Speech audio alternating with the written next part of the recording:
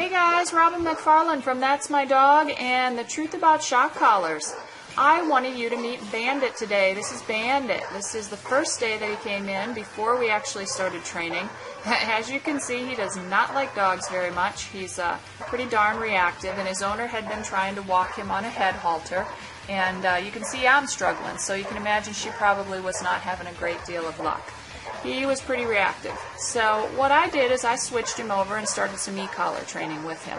And here we are on day one, his very first session, very low-key, doing some e-collar conditioning. Now I want to emphasize that the e-collar conditioning is the most important and critical part of training with a remote collar. And I'm going to encourage you guys to get some help, okay?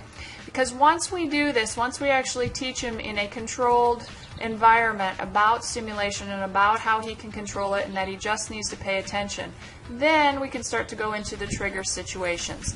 So later in the day I took him out and I put other dogs in the outside pen, started doing exactly the same expectation but with these new distractions around with dogs, and obviously dogs are his trigger. So that's what we did. We continued to practice. As the days went on, I started adding more and more triggers to the situation. So you're going to see here, I think this was 2 or 3 days later, we had a lot more dogs out in the pen. And again, I'm just practicing around these things that are triggers for him. Now I'm starting to expect greater obedience. I'm starting to make him sit. I'm starting to move away from him a little bit. But my whole goal is to teach him an alternative behavior around the presence of these triggers. And that alternative behavior obviously is to be calm and be polite. As we continued this, then I started actually moving him in the pack and integrating him. And here's the cool part. By day 5, this is what we had. He was moving freely in the pack. I did not have to have control over him. He was able to play, and he's actually playing with that dog that he overreacted to in the first clip. So what I want you to know is an e-collar is not magic, but it can give you some hope.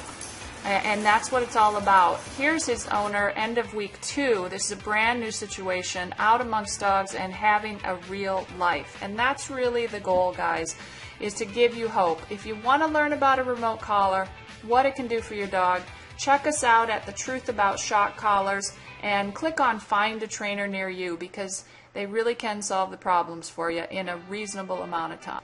That's all for now. Happy training, guys.